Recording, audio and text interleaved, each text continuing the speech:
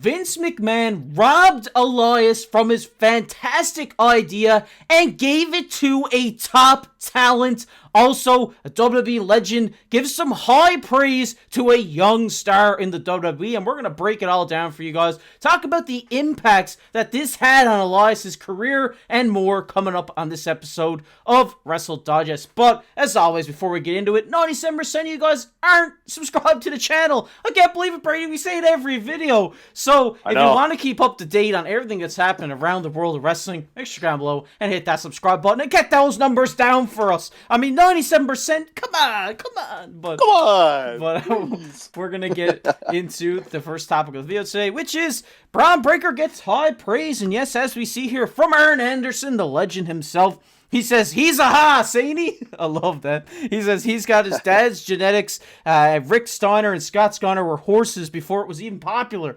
He says Bron is a guy with a bright future, great size, great physique. He also says he had a shot at being in the NFL, but he came up short on that deal. And he also said, I wish him a lot of luck. He's going to be a big star. And Brady, let's go. We're finally seeing a great push from Bron Breakker. They kind of put him up into the main roster and then didn't know what to do with him. Let's just make him squash some jobbers, and it kind of got boring. Yep. It was just horrible, and now we're finally see him come out, run around the ring, spear Ricochet, spear Dragunov, just kind of pushing himself into that mid-card, which I really love to see. And to Arn Anderson's point, I mean, this guy is an incredible wrestler. We talked about it so much here on the channel. I mean, his just athleticism, the speed he gets in the ring is unbelievable. And, you know, from a legend saying he's going to be a big star, I think he's quite right.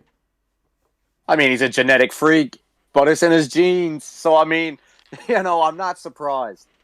So great to see Bron Breakker tangling up with Ricochet and Dragunov. Like, he might be, you know, quite bigger of a stature than these guys, but I mean, Ricochet and Ilya Dragunov are, like, arguably maybe my top 5 favorites on the roster right now. So, I mean, to see Bron Breakker finally get to go against a real named individual that's not just a squash match, you know, it's huge. And I have no doubt that Ricochet, Dragunov, and, you know, if they even do a triple threat, you know, Ricochet, Dragunov, Bron Breakker, that would be a phenomenal match. All three guys, so talented, so great in the ring. Like, it's insane to me that we're getting this out of nowhere after seeing Bron Breakker be thrown to the jobbers each week by Adam Pearce. So I'm finally glad that he's had enough of it and said, you know what? I'm going to make this my ring. Spear. Oh, my God. Yeah, I love it, too. I think it's great to finally see him, like you said, up with some high-end talent like Ricochet and Dragunov. And hopefully, like you alluded to, we will see a triple threat between these three guys. And Clash at the Castle, come on! That would be crazy. That would be an amazing that would be insane. Match. I think that would be so fun to watch. Bron Breakker's first time on a PLE. I believe, was Dragunov on a PLE?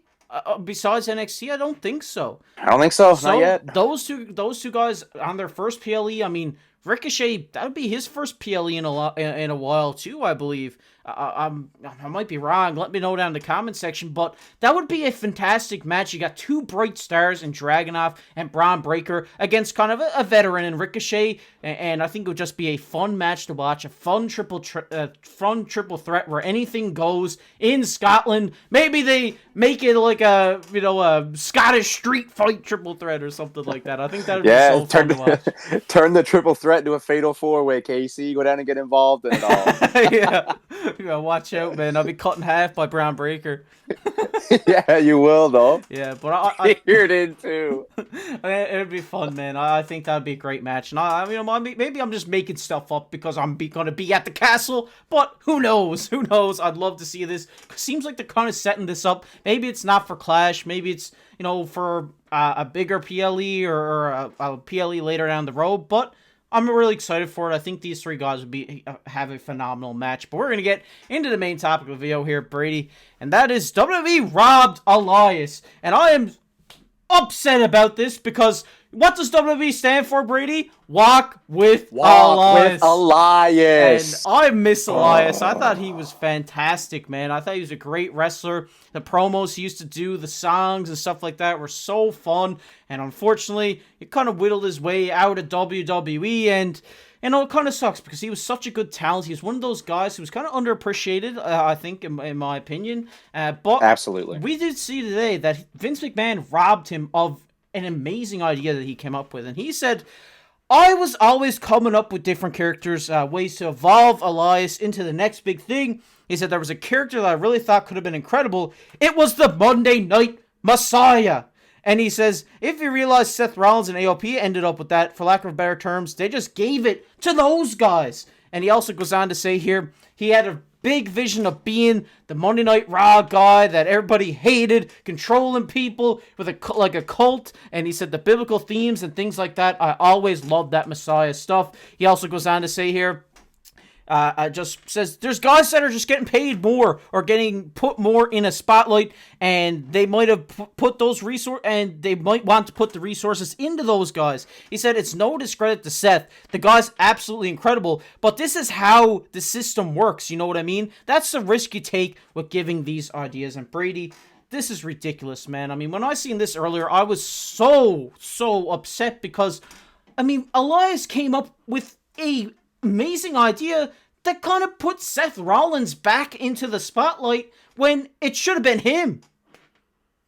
Yeah, I mean, like, oh, I loved and still do love Elias. Like, back when the WWE, personally, in my opinion, was at its driest, they had those little flashes of light like Elias. And every time he would sit up on the top of that entrance ramp and strum that guitar and say, who wants to walk with Elias? Oh, my God. And then he'd just start clowning whatever city he was in. Oh, what an inspiration. Truly, one of my musical inspirations is Elias. And I don't know if any of you guys have been keeping up with Elias now that he's been outside of the WWE, but I seen him on TikTok very recently, like, reading the Bible and like talking about scripture and all this stuff. So like the fact that he was going to implement this for his own doing and his own character, and it got pushed onto Seth Rollins. Now I love Seth Rollins too, but listen, if you disagree with this, you let us know down in the comments below. But I think that Monday Night Messiah would have benefited Elias way more than it benefited Seth Rollins. Sure, it was cool, and Seth looked cool, but, like, man, Seth Rollins, he was already a made guy at that point, didn't need it, and, like, Elias was just a lone wolf, always walking alone with the guitar, and just imagine, Casey, Elias, the AOP, and Buddy Murphy in that faction instead of Seth Rollins. Yeah. Oh, the potential for Elias, man. Oh, it kills me. But you know what they did instead? They brought in his brother. Ezekiel. Oh, my God, I hated that so much. So foolish. He's so much better than just a joke gimmick, man. Elias, if you see this, I love you, and I always will, man.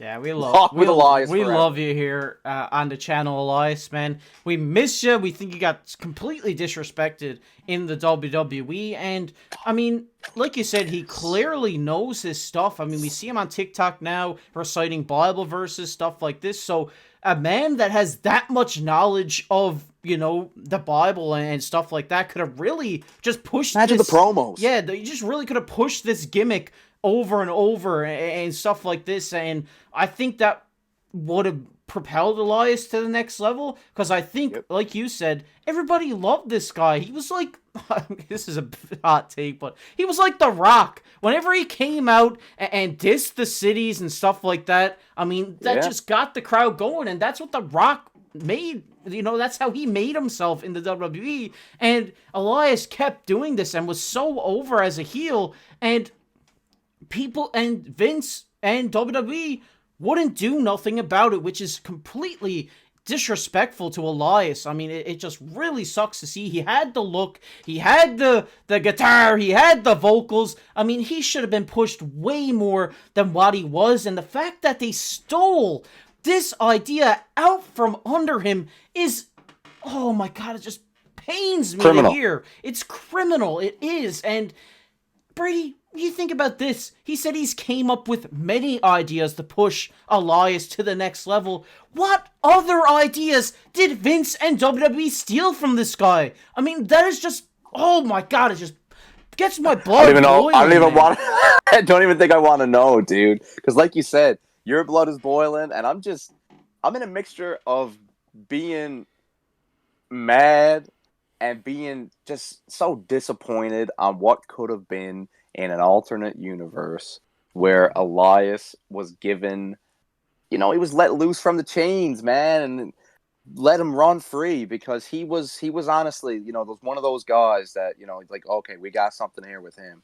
So, I mean, it's honestly a shame. It is. Yeah, it is, man. And it really sucks to hear because, I mean, we're not haters of Vince or anything like that, because he has provided some great memories for everybody who watched wrestling growing up. And it just sucks hearing this stuff come out about him. It just really pains you to hear because, I mean, Elias was a guy who a lot of fans liked, and he got pushed out of the WWE, same way as Cesaro, same way as Dolph Ziggler, same way as all of these guys. And like, coming up with a great idea like that, I mean, you gotta think in the back of your mind, like, oh my god, this guy has the mind for wrestling and the mind for creation behind characters. We want to keep this guy around for when his career's over, that he can help the next wave develop their gimmicks, develop their characters. But they didn't. They let him walk, not with Elias, let him walk out of the WWE,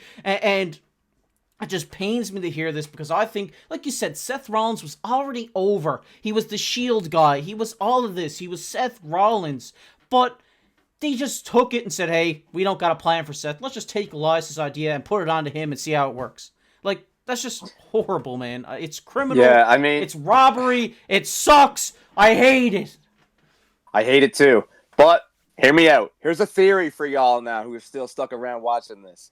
What if Elias comes back and is a part of the Wyatt Six? Yeah, that would be sick. I'd love to see that. But, I mean, in today's WWE, we obviously have Paul Triple H Levesque, who is a great, person to have at the helm of WWE. And I think, maybe if Elias went to Triple H with this, do I think that Triple H would have let him go on with this gimmick? Maybe. I think he might have said, hey, we're going to send you out there. If it doesn't work, it doesn't work. You're not doing it no more.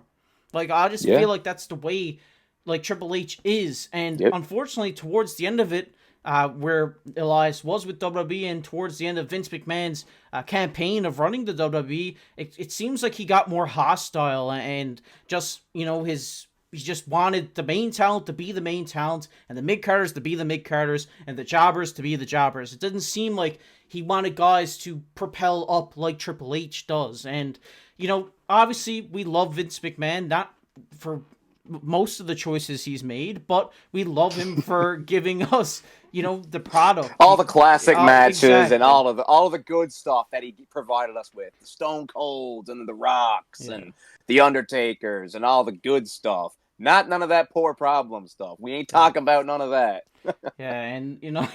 And Brady, I mean, like, everybody, nobody talks about the good things that Vince McMahon does, and I think we have to give him his props. We have to give him credit where credit's due, because without Vince McMahon, we do not have the WWE, and we don't have the sport of wrestling as big as it is today. So we got to give him credit there, but everybody likes to talk about the bad things that he's done, and that's what we're doing today, and we hope that maybe this, can change with now a new leader in the content role, in the creation role of WWE. I think it already has been, and we really hope that WWE continues on strong, and I think it's only going to get better from here, Brady. But, we want to hear your guys' thoughts on this down below in the comment section. What do you think about Elias getting robbed of this Monday Night Messiah? Let us know down below in the comment section. We're going to go into everybody's favorite topic here, which is comment of the day. And the comment of the day today goes to Jarl. Jarl says, when will this happen, SummerSlam or any PLV? And he's talking about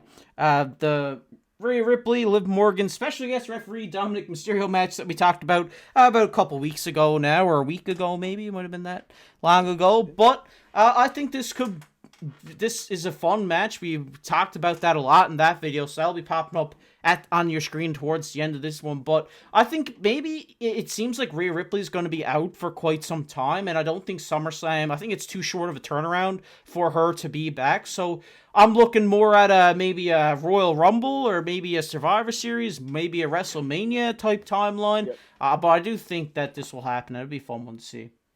Yeah, definitely in the same boat with you there, Casey. The timeline just don't seem to be adding up for SummerSlam. But Survivor Series, probably at the earliest, and WrestleMania at the latest. But we can be sure that it's going to be one hell of a match if Dominik Mysterio is in that referee shirt, deciding between mommy and stepmommy.